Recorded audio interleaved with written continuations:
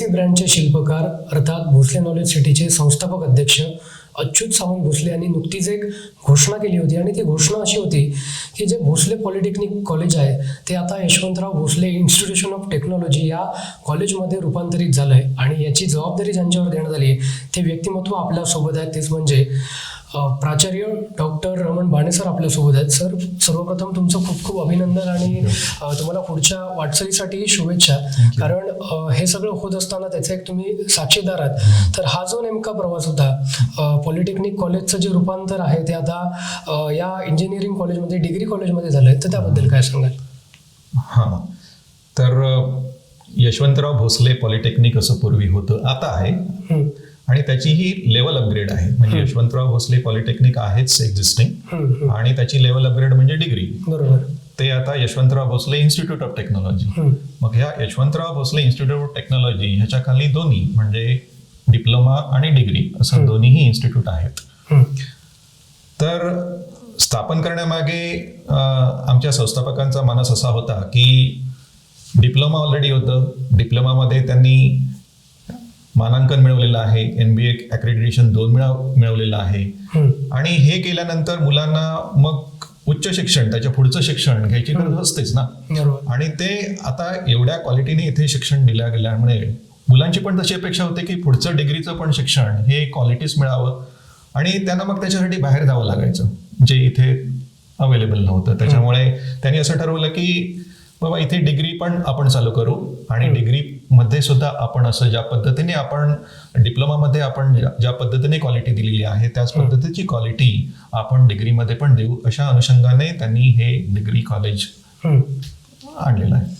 नक्कीच सर, तुम्ही पण उच्च विभूषित आहात, पुन्हा NIT मधनं तुम्ही डॉक्टरेट पण केली आहे. त्यामुळे हे करत असताना आज इंजिनिअरिंग मुलांनी का करावं? कारण 10वी-12वी नंतर एक महत्त्वाचा प्रश्न पालकांसमोर असतो, विद्यार्थ्यांसमोर असतो, समोर करिअर असतं आणि त्यावेळी काही वेळा निर्णय आपला चुकतो. ज्या क्षेत्रात आपल्याला आवड असते त्या क्षेत्रात आपल्याला जाता येत नाही, त्यामुळे इंजिनिअरिंगची निवड का करावी? ओके, इंजिनिअरिंगची निवड ऑफकोर्स मी असं सांगेन की इंजिनिअरिंगची निवड आपल्याला म्हणजे आपला इंटरेस्ट असेल तरच करावी.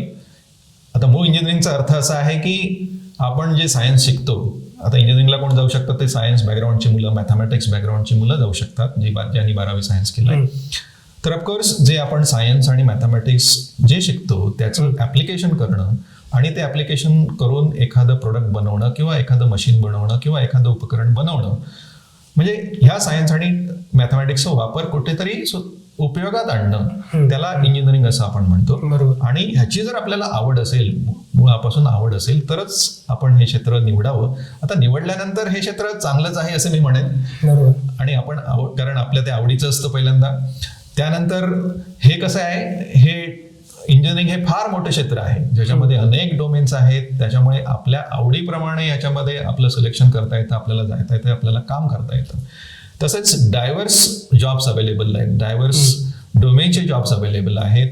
त्यानंतर कटिंग एज टेक्नॉलॉजी सुद्धा आणि जी काही ट्रेडिशनल टेक्नॉलॉजी आहे त्याचे सुद्धा अतिशय अनेक जॉब अवेलेबल आहेत. त्याच्यामुळे उपलब्धता इंजिनिअरची जास्त लागते आणि डिमांड जास्त आहे या क्षेत्रामध्ये. तर ऑफकोर्स हे क्षेत्र त्यामुळे चांगलं आहे असं मी म्हणेन. बरोबर. यात विविध शाखा आहेत आणि तुम्ही पण त्याच्यात माहिर आहात, शिक्षण घेतलेलं आहे आणि त्यातल्या अनेक ज्या शाखा आहेत त्या इथे पण सुरू झालेल्या आहेत, होत आहेत. तर त्यातली कुठली शाखा ही विद्यार्थ्यांसाठी चांगली आहे, ती त्यांनी निवडावी, त्याच्याबद्दल तुमचं मार्गदर्शन काय राहील? ओके, परत मी असं सांगेन की कोणतीही शाखा म्हणजे सगळ्याच शाखा ह्या महत्वाच्या असतात, सगळ्या शाखा महत्वाच्या आहेत इंजिनिअरिंगमध्ये. जग हे टेक्नॉलॉजीमुळे चाललेलं आहे असंच मी म्हणेन. कारण प्रत्येक क्षेत्रामध्ये, अगदी ॲग्रिकल्चरमध्ये म्हणाल तर टेक्नॉलॉजी आणलेली आहे, प्रत्येक मेडिकलमध्ये म्हणाल तर टेक्नॉलॉजी आणलेली आहे. प्रत्येक क्षेत्रामध्ये टेक्नॉलॉजीचा हातभार आहे आणि असं असताना सगळ्या ब्रँचचं पण ह्याच्यामध्ये योगदान आहे. त्यामुळे एक ब्रँच चांगली, दुसरी ब्रँच चांगली आणि तिसरी ब्रँच चांगली नाही असं काही त्याच्यामध्ये मला वाटत नाही. काही ट्रेंडिंग असतात, काही दिवस असतात, मार्केटनुसार अप डाऊन होत असतं, त्याच्यानुसार थोडंसं इकडे तिकडे होतं. काही ब्रँच ट्रेंडिंगमध्ये येतात म्हणजे चांगल्या वाटतात आपल्याला, पण असं काही नाही. सगळ्या ब्रँचेसचं महत्त्व तेवढंच आहे. आपल्याला जर आपल्या निवडलेल्या ब्रँचमध्ये स्किल निर्माण करता आलं तर आपण कुठेही सामावून जाऊ शकतो. आपल्याला चांगलं करिअर त्याच्यामध्ये करता येतं. नक्कीच स्किलवरनंच मी पुन्हा तुमच्याकडे येतो, कारण Okay. स्किल आपल्या जीवनात खूप महत्त्वाचं असतं आणि इंजिनिअरिंग करत असताना स्किलच खूप महत्त्वाचं ठरतं. तर मुलांनी या इंजिनिअरिंग करत असताना स्किलमध्ये कसा विकास करावा, कोणत्या गोष्टी विकसित केल्या पाहिजे मुलांनी? ओके, तर हे जग तुम्हाला माहिती आहे आता कॉम्पिटिशनचं जग आहे. नुसतं शिक्षण घेतलं, नुसती डिग्री घेतली बरोबर. म्हणजे आपल्याला सगळं मिळेल किंवा म्हणजे आपलं चांगलं होईल, म्हणजे आपलं करिअर चांगलं होईल असं राहिलेलं नाहीये. तर आपल्याला डिग्री बरोबर आपल्याला स्किल्स महत्वाचे आहेत. आपण डिग्री करताना जे स्किल्स निर्माण केलेले आहेत, चांगले स्किल्स निर्माण केले पाहिजेत ऍक्च्युली, आणि त्याचा उपयोग आपण नंतर केला पाहिजे. मग शिकताना म्हणजे अकॅडमिक्स बरोबरच काही इतर स्किल्स पण डेव्हलप करावे लागतात. आता टेक्निकल स्किल्स तर डेव्हलप करावेतच ऑफकोर्स. जे आपण टेक्निकल ज्या गोष्टी शिकतो आहे त्याच्यामध्ये आता बऱ्याच गोष्टी शिकतो. आता बऱ्याच गोष्टीमध्ये एक्सलन्सी आणणं किंवा बऱ्याच गोष्टीमध्ये स्किल आणणं शक्य नाही, पण आपण शिकताना आता 4 वर्षाचा हा प्रवास होईल डिग्रीचा, तर 4 वर्षाच्या प्रवासामध्ये आपल्याला वाटलं की मला ह्या गोष्टीमध्ये इंटरेस्ट आहे, तर त्या 1 किंवा 2 गोष्टीमध्ये आपण एक्सलन्सी आणणं, स्किल निर्माण करणं फार महत्वाचं असतं, की जेणेकरून आपण त्यामध्ये करिअर निर्माण करू शकू. आता हे स्किल निर्माण करताना म्हणजे हे टेक्निकल स्किल्स झाले, पण ह्या टेक्निकल स्किल्स बरोबर आता अशी डिमांड पण आली आहे, म्हणजे मार्केटमध्ये असं पाहिजे की तुम्हाला कम्युनिकेशन तुमचं चांगलं पाहिजे, तुमचं ऍप्टिट्यूड तुमचं चांगलं पाहिजे, तुमचं लॉजिकल स्किल्स चांगले पाहिजे, तुम्हाला क्रिटिकल थिंकिंग करता आलं पाहिजे. ह्या ज्या काही स्किल्स आहेत, आता कॉम्प्युटरमध्ये म्हणाल तर तुम्हाला कोडिंग स्किल्स चांगलं आलं पाहिजेत. अशा काही स्किल्स आहेत ज्या अपार्ट फ्रॉम अकॅडमिक्स तुम्हाला सुद्धा डेव्हलप कराव्या लागतात. आणि मी असं म्हणेन, जर तुम्ही इंजिनिअरिंगला ऍडमिशन घेत असाल तर त्या 4 वर्षाच्या प्रवासामध्ये तुम्ही एक गोल डिफाईन करावा, आपलं इंटरेस्ट डिफाईन करावा आणि त्या इंटरेस्टनुसार आपलं स्किल डेव्हलप करावं. आणि बाकीच्या पण काही आता मी जे स्किल सांगितल्या त्या जर डेव्हलप केल्यात तर हमखास तुम्हाला चांगलं करिअर करता येईल. नक्कीच जिल्ह्यातल्या ज्या 12वी नंतरच्या उच्च शिक्षणाच्या अनेक संधी आहेत, त्याच्याविषयी तुम्हाला काय वाटतं? कारण तुम्ही सुद्धा गेली 24 वर्ष या क्षेत्रात कार्यरत आहात किंवा आपला जिल्हा बघताय, आपला तालुका बघताय, तर हे बघता त्याबद्दल तुम्हाला काय वाटतं? उच्च शिक्षणाच्या संधी सिंधुदुर्ग जिल्ह्यामध्ये आहेत. अगदी इंजिनिअरिंगच्या आहेत, मेडिकलच्या आहेत, सायन्सच्या आहेत, कॉमर्स, बहुतेक सगळ्या क्षेत्रामध्ये उच्च शिक्षणाच्या संधी आहेत. पण काय असतं, थोडंसं आपण क्वालिटी बाबत म्हटलं तर ती क्वालिटी दिली जाते का, तर ते महत्वाचं असतं. जसं ह्या पॉलिटेक्निक बाबत जसं NBA अक्रेडिटेशन नामांकन मिळवलेली संस्था आहे, त्या पद्धतीचं शिक्षण आपल्याला देता येते का, कुठे मिळतंय का सिंधुदुर्गामध्ये, हा एक प्रश्न असतो. तर त्या पद्धतीचं शिक्षण उच्च म्हणजे क्वालिटी आपण एज्युकेशन म्हणू. क्वालिटी, आता मी इंजिनिअरिंग बद्दल बोलण्यामुळे क्वालिटी टेक्निकल एज्युकेशन म्हणतो. तर क्वालिटी टेक्निकल एज्युकेशन देणं फार महत्वाचं असतं आणि अशा संस्था फार मोजक्या आहेत. त्याच्यामुळे हे एक महत्वाचं पाऊल सरांनी एक उचललेलं आहे की आपण डिग्री चालू करून एक क्वालिटी एज्युकेशन देऊन आपलं हे कॉलेज महाराष्ट्रामध्ये किंवा देशामध्ये एका चांगल्या उच्च पातळीवर नेऊन ठेवण्याचा त्यांचा मानस आहे. इथे ज्या शाखा सुरू झाल्या आहेत त्याच्यामध्ये कॉम्प्युटर इंजिनिअरिंग आहे, कॉम्प्युटर सायन्स इंजिनिअरिंग आहे, तर यातला नेमका फरक काय आहे? ऑफकोर्स हा प्रश्न बरीच मुलं विचारतात जेव्हा मला भेटतात किंवा आता ऍडमिशन घ्यायला येतात तेव्हा. आणि आमच्याकडे ह्या 2 ब्रँचेस आहेत, कम्प्युटर इंजिनिअरिंग आणि कम्प्युटर सायन्स अँड इंजिनिअरिंग. त्याच्या व्यतिरिक्त मेकॅनिकल इंजिनिअरिंग आहे आणि इलेक्ट्रिकल इंजिनिअरिंग आहे. तर आम्ही या थोड्याशा अशा कोअर ब्रँचेस घेतलेल्या आहेत, म्हणजे ज्याच्यामध्ये मेकॅनिकल इंजिनिअरिंग ही फार कोअर ब्रांच आहे, पूर्वीपासूनची ब्रांच आहे. म्हणजे त्याच्यामध्ये वेगवेगळ्या क्षेत्रामध्ये काम करायला, अगदी मॅन्युफॅक्चरिंग पासून ऑटोमेशन पासून तुम्हाला काम करायच्या संधी मिळतात. तर तुमचा नेमका प्रश्न होता कम्प्युटर इंजिनिअरिंग आणि कम्प्युटर सायन्स अँड इंजिनिअरिंग ह्यातला फरक काय. तर कम्प्युटर सायन्स अँड इंजिनिअरिंग आणि कम्प्युटर इंजिनिअरिंग, कम्प्युटर सायन्स म्हणजे नेमकं सांगतो. सायन्स म्हणजे मी मगाशी सांगितलं की सायन्स म्हणजे बेसिकली तुमचे जे प्रिन्सिपल्स असतात. आता फिजिक्स म्हटलं तर फिजिक्सचे प्रिन्सिपल्स असतात, केमिस्ट्री म्हटलं तर केमिस्ट्रीचे प्रिन्सिपल्स असतात. तर कम्प्युटर टेक्नॉलॉजीचे जे प्रिन्सिपल्स आहेत त्याची जी थिअरी आहे ती कम्प्युटर सायन्समध्ये मोडते आणि ती शिकवली जाते कम्प्युटर सायन्स. आणि इंजिनिअरिंग हा त्याचा ऍप्लिकेशनचा भाग आहे. म्हणजे जेव्हा आपण कम्प्युटर सायन्स आणि इंजिनिअरिंग म्हणतो तेव्हा आपण त्याचं सायन्स शिकतो, त्या टेक्नॉलॉजीचं सायन्स शिकतो आणि ते शिकलेलं science plus mathematics. Of course mathematics is a major part of engineering.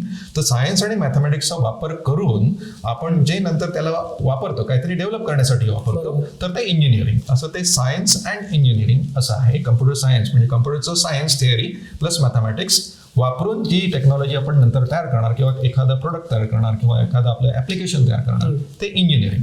हे कम्प्युटर सायन्स आणि इंजिनिअरिंग. आणि तुम्ही दुसरं म्हणताय की कम्प्युटर इंजिनिअरिंग, तर कम्प्युटर इंजिनिअरिंगमध्ये हा पार्ट आलाच, सायन्स शिवाय हा पार्ट येणार नाही. त्याच्यामुळे असं समजू नये की कम्प्युटर इंजिनिअरिंगमध्ये सायन्स शिकवलं जात नाही, तर कम्प्युटर इंजिनिअरिंगमध्ये सायन्स हे इन्क्लूड आलं. सो इन शॉर्ट मी असं म्हणेन की ह्या दोन्ही ब्रँच एकच आहे.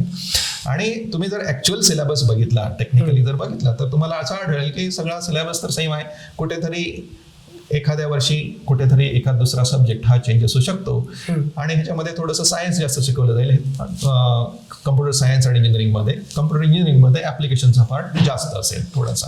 पण असं काही नाही की इथे होणार नाही आणि इथे ते होतंय, असं काही नाही. कारण सांगतो, कारण सध्याची जी सिलेबस डिझाईनची जी स्कीम आहे ती आपल्याला चॉईस बेस्ड असते. म्हणजे आपल्याला चॉईस घेता येतो. म्हणजे थर्ड इयरला असताना, म्हणजे फर्स्ट इयर आणि सेकंड इयरला कोर सब्जेक्ट असतात, थर्ड इयर आणि फायनल इयरला आपण जातो त्यावेळी हा चॉईस असतो आपल्याला. म्हणजे चॉईसनुसार आपल्याला सब्जेक्ट निवडता येतात. म्हणजे 2 चॉईस थर्ड इयरला प्रत्येक सेमिस्टरला, तसेच फायनल इयरच्या दोन्ही सेमिस्टरला चॉईस आपल्याला निवडता येतात. तर आपल्याला असं म्हणायचं असेल की मला बाबा मशीन लर्निंग घ्यायचं आहे, मी कम्प्युटरचा असल्यामुळे मी सांगतो मला बाबा मशीन लर्निंग घ्यायचं आहे किंवा आर्टिफिशियल इंटेलिजन्स घ्यायचं आहे, तर मी तो चॉईस निवडू शकतो. असं काही नाही. म्हणजे हा सब्जेक्ट सगळीकडेच असतो, फक्त तो चॉईसच्या स्वरूपात. म्हणजे आपल्या इंटरेस्टच्या आपला इंटरेस्ट असेल तर तो आपण निवडावा. म्हणजे दोन्हीकडे तो सब्जेक्ट असतो. त्यामुळे असं काही नाही की हे इथे आहे ते तिथे नाही आणि ते तिथे नाही इथे आहे, असं काही नाही. दोन्ही इक्वल आहे. नक्कीच ज्याचा तुम्ही आता उल्लेख केला ते विषय आहेत, ते कोर्सेस आहेत, ते अनेक कॉलेजमध्ये शिकवले जातात. मग AI असेल किंवा मशीन लर्निंग असेल, त्याच्याबद्दल तुम्ही काय सांगाल? कारण AI बद्दल आताच्या नवीन पिढीला कुतूहल आहे. नवीन काही गोष्टी प्रेसच्या माध्यमातून असतील किंवा अनेक लेखांच्या माध्यमातून असतील, सोशल मीडियावर सुद्धा पाहायला मिळतात. तर या कोर्सेस बद्दल तुमचं मत काय? त्याबद्दल तुम्ही काय सांगाल? ऑफकोर्स सध्या आर्टिफिशियल इंटेलिजन्स आणि मशीन लर्निंग हा थोडा बझवर्ड झालेला आहे. म्हणजे प्रत्येकाला त्याच्याबद्दल कुतूहल आहे. आणि आपण जे नेहमी वापरतो ना त्याच्यामध्ये सुद्धा हे आलेलं आहे. म्हणजे आपण गुगल वापरतो, आपण यूट्यूब वापरतो, आपण फ्लिपकार्ट वापरतो आणि हे ते वापरताना बघा आपल्याला रेकमेंडेशन्स येतात. आपण हा एक व्हिडिओ बघितला तर आपल्या लायकिंगचे व्हिडिओ नंतर ते रेकमेंड करतं, मशीन रेकमेंड करतं. That is machine learning. Machine learn करतं automatic. It is not human being ना, मशीन सांगते तुम्हाला. मशीन तुम्ही जे प्रायर जे काही व्हिडिओ बघितले असतील किंवा तुम्ही जे प्रायर हिस्ट्रीमध्ये जे काय केलेलं असेल त्या पद्धतीने तुम्हाला ते रिस्पॉन्ड करत जातं आणि ते मशीन रिस्पॉन्ड करतं. ह्याच्यामुळे त्याला हा आर्टिफिशियल इंटेलिजन्स झाला, मनुष्याचा नाही तर हा मशीन इंटेलिजंट झालाय. अशा प्रत्येक ऍप्लिकेशनमध्ये इंटेलिजन्स आणण्याचा प्रयत्न केला जातो. आपण मोबाईलला स्मार्टफोन म्हणतो कारण त्याच्यामध्ये इंटेलिजन्स आहे. कारण बऱ्याच गोष्टींमधले ते आपल्याला मदत करतं. स्मार्टफोनला आपण मोबाईल फोनला आपण स्मार्टफोन का म्हणतो? कारण त्याच्यामध्ये आर्टिफिशियल इंटेलिजन्स वापरलेलं आहे. बऱ्याच गोष्टीसाठी ते ह्युमनला मदत करत असतं. अशा पद्धतीचं हे सध्या जग झालेलं आहे. ते फार महत्त्वाचं आहे. आणि हे 2 विषय तुम्ही म्हणाला, आर्टिफिशियल इंटेलिजन्स आणि मशीन लर्निंग, हे कम्प्युटर इंजिनिअरिंग ह्या ब्रांचमध्ये आणि कम्प्युटर सायन्स अँड इंजिनिअरिंग ह्या दोन्ही ब्रांचमध्ये पण शिकवले जातात. म्हणजे काही ठिकाणी कम्प्युटर इंजिनिअरिंग आणि काही ठिकाणी कम्प्युटर सायन्स अँड इंजिनिअरिंग ब्रॅकेटमध्ये AIML असं काहीतरी ब्रांचेस आहेत. अशा काही ठिकाणी ब्रांचेस आहेत. तर थोडंसं ते स्पेसिफिक आहे. म्हणजे शेवटच्या वर्षाला कदाचित तो एखादा दुसरा सब्जेक्ट ॲडिशनल त्या ओरिएंटेड असणार. पण इथे कम्प्युटर इंजिनिअरिंगमध्ये किंवा कम्प्युटर सायन्स आणि इंजिनिअरिंगमध्ये तो नाही, असं काही नाही आहे. मी तुम्हाला मगाशी सांगितलं ही चॉईस बेस्ड सिस्टम आहे आणि चॉईस बेस्ड सिस्टममध्ये अनेक ऑप्शन अवेलेबल असतात. तुम्ही तुमच्या इंटरेस्टप्रमाणे हे सब्जेक्ट निवडू शकता आणि त्यामुळे ह्याच्यामध्ये तसं काही फरक नाही आहे. थोडक्यात आर्टिफिशियल इंटेलिजन्सचा आणखी एक ChatGPT म्हणून सध्या फेमस, त्याच्याबद्दल थोडं बोलेन. ChatGPTचा अत्यंत परिणाम होत आहे. म्हणजे सॉफ्टवेअर इंजिनियर्स म्हणजे ऑटो कोडिंग हे होत आहे. पण आपल्याकडे कसं आहे, ऍप्लिकेशन डेव्हलपमेंट जास्त आहे. त्याच्यामध्ये हे थोडंसं वापरलं जाईल पण त्याचा एवढासा परिणाम होईल असं काही मला वाटत नाही. कारण आपल्याकडे जे प्रॉब्लेम्स आहेत, जे इंडियामधले प्रॉब्लेम्स आहेत ते थोडेसे प्रॉब्लेम्स वेगळे आहेत. जर तुम्ही IIT मद्रासचे डायरेक्टर प्रोफेसर कोमामोटी यांचं जर स्टेटमेंट वाचलात तर इंडियाचे जे प्रॉब्लेम्स आहेत ते फार आर्टिफिशियल इंटेलिजन्स आहेच, पण आर्टिफिशियल इंटेलिजन्स सोडून पण भरपूर लक्ष देण्यासारखं आहे जे इंडियामध्ये पाहिजे. एवढं ऑटोमेशन किंवा एवढं आपण तेवढं वरच्या लेवलला गेलेलो नाही. बेसिक प्रॉब्लेम सॉल्व्ह करण्याची आपल्या इंडियामध्ये फार गरज आहे. त्याच्यामुळे मेकॅनिकल इंजिनिअरिंग कोर ब्रांचेसला सुद्धा जास्त महत्व आहे. नुसतं आपण आर्टिफिशियल इंटेलिजन्स नुसतं मशीन लर्निंग असं म्हणून चालणार नाही, तर कोर ब्रांचेसकडे जास्त लक्ष देणं फार गरजेचं आहे. कारण बेसिक प्रॉब्लेम्स इंडियामधले खूप आहेत आणि तेच पहिले सॉल्व्ह करण्याची गरज आहे. हे माझं नाही तर प्रोफेसर कामाकोटी यांचं म्हणजे IIT मद्रासचे डायरेक्टर यांचं स्टेटमेंट आहे. नक्कीच सर, एक शेवटचा प्रश्न आणि तो खूप महत्वाचा आहे. कारण जिथे आम्ही बसलोय ती जागा एक माळरान आहे, डोंगर होता आणि काही वर्षांपूर्वी या BKC ब्रँडचे जे संस्थापक आहेत अच्युत सावंत भोसले यांनी एक शिवधनुष्य उचललं आणि ते पेललंय त्या अर्थाने. आणि हे करत असतानाच आज पॉलिटेक्निक कॉलेजचं डिग्री कॉलेजमध्ये जेव्हा रूपांतर झालं तर तुमच्यावर एक खूप मोठी जबाबदारी त्यांनी दिलेली आहे. आणि हे करत म्हणजे तुम्ही पण गेली 24 वर्ष या क्षेत्रात कार्यरत आहात, NIT मधनं डॉक्टरेट पण तुम्ही प्राप्त केली आहे. असं असताना एक रिस्क समोर घेतलेली आहे एका व्यक्तिमत्वानं आणि ती आधी घेतली होती आणि ती समर्थपणे पेललेली आहे. आणि ही एक दुसरी रिस्क आपल्याला म्हणायला लागेल. तर तुम्ही इथे जॉईन का झालात, तुम्हाला का जॉईन व्हावं असं वाटलं, त्याच्याबद्दलची तुमची भावना काय? ओके, रिस्क असं तुम्ही म्हणालात, पण त्यांच्या दृष्टीने ती रिस्क नाही आहे कारण त्यांनी ते सिद्ध करून दाखवलेलं आहे, ऑलरेडी सिद्ध करून दाखवलेलं आहे. त्यामुळे ऑफकोर्स ते कठीण असतं, पण ते पेलतील ह्याची मला खात्री आहे. दुसरी गोष्ट म्हणजे त्याची जबाबदारी थोडीफार त्यांनी माझ्याकडे सोपवलेली आहे आणि ती सोपवण्याची आणि त्याबद्दल मी पण खात्रीशीर आहे की आपल्याला जमेल हे. कारण हे करताना बऱ्याच गोष्टी करायच्या आहेत. लॅब त्या पद्धतीने डेव्हलप करायच्या आहेत, प्राध्यापक त्या पद्धतीने नेमणूक करायच्या आहेत. आता मी थोडं चांगल्या इन्स्टिट्यूटमध्ये वावरल्यामुळे, आता NIT सारख्या इन्स्टिट्यूटमध्ये वावरल्यामुळे काही अंशी PhD साठी मी IIT बॉम्बेमध्ये पण काम केलेलं आहे आणि आंतरराष्ट्रीय क्षेत्रावर सुद्धा मी शोधनिबंधासाठी अमेरिकेसारख्या ठिकाणी युनिव्हर्सिटी ऑफ कॅलिफोर्नियामध्ये पण जाऊन आलेलो आहे, अशा बाहेरच्या युनिव्हर्सिट्यामध्ये पण बघून आलेलो आहे. तर हे करताना ह्या सगळ्याच गोष्टीचा अनुभव माझ्याकडे आहे आणि हा अनुभव माझा उपयोगात येईल असं मला वाटतं. फक्त कसं असतं, हा रिमोट प्लेस आहे, ह्या रिमोट प्लेसला चांगली माणसं मिळणं गरजेचं असतं आणि ती मिळण्यासाठी थोडे कष्ट करावे लागतील. कारण चांगली माणसं इथे कशी स्थिर होतील आणि इथे कशी राहतील ह्याचा फार विचार करावा लागेल. बाकी टेक्नॉलॉजीबाबत काही सगळं ओपन आहे आणि म्हणजे कुठेही टेक्नॉलॉजी आणता येते, लॅब व्यवस्थित डेव्हलप करता येतात. फक्त चांगला प्राध्यापक वर्ग इथे आणणे आणि स्थिर करणे हे फार महत्त्वाचं आहे. सांगायचं झालं तर मी इथलाच आहे, सिंधुदुर्गचा आहे. त्याच्यामुळे माझी अशी इच्छा पूर्वीपासूनची की माझं विजनच समजा की इथल्या मुलांना चांगलं इंजिनिअरिंग एज्युकेशन कसं देता येईल, क्वालिटी एज्युकेशन कसं देता येईल आणि मी जे शिक्षण घेऊन आलेलं आहे त्या शिक्षणाचा उपयोग हा सिंधुदुर्गातील मुलांना चांगल्या पद्धतीने कसा होईल हीच माझी इच्छा आहे आणि त्यामुळेच मी इथे आहे. बस. नक्कीच सर, धन्यवाद. तुम्ही आम्हाला बराच वेळ दिलात आणि ज्या ठिकाणी आपण बसलोय ते BKC हा जो ब्रँड ज्यांनी तयार केला ते अच्युत सावंत भोसले. अगदी काही वर्षातच हा ब्रँड तयार झाला. इथे जी सृष्टी उभी राहिली आहे ती अनेकांनी बघितली असेल, पण एकदा त्यांनी नक्की इथे भेट दिली तर त्यांना ती लक्षात येईल. आणि या माध्यमातूनच BKCच्या माध्यमातून अनेक विद्यार्थी इथनं घडलेत, आज ते नोकरीला लागलेत, अगदी इथनं बाहेर पडताना सुद्धा. त्यामुळे आता भेट दिली तर सगळ्यांना कळेल ही मेन आहे. त्यामुळे एकदा नक्की इथे अवश्य भेट द्या. आणि महत्वाचं सांगायचं एवढंच की भोसले पॉलिटेक्निक असेल ते आता डिग्री कॉलेजमध्ये रूपांतरित झाल्यानंतर YBITच्या माध्यमातून सुद्धा जे BKCने अनेक विद्यार्थी घडवले, अनेकांना संसार उभे राहिलेत अनेक मुलांचे सुद्धा.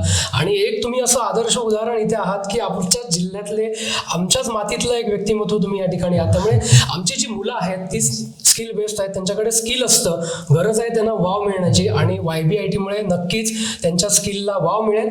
आणि या कॉलेजच्या माध्यमातून अनेक इंजिनियर्स आहेत हे येत्या काळात इथनं बाहेर पडतील हीच इच्छा या निमित्ताने व्यक्त करतो. आणि अच्युत भोसले सरांनी जे शिवधनुष्य गेल्या अनेक वर्षांपूर्वी उचललं होतं ते पेललं आहे आणि आता एक नवीन मार्गक्रमण ते करतायत, त्याला तुमची खंबीर साथ मिळते. त्यामुळे YBITच्या माध्यमातून सुद्धा असाच प्रवास, असंच उज्ज्वल भवितव्य आपलं घडावं हीच सदिच्छा आणि ह्याच शुभेच्छा टीम कोकण 7 लाईव्हच्या माध्यमातून आपल्याला देतोय. धन्यवाद.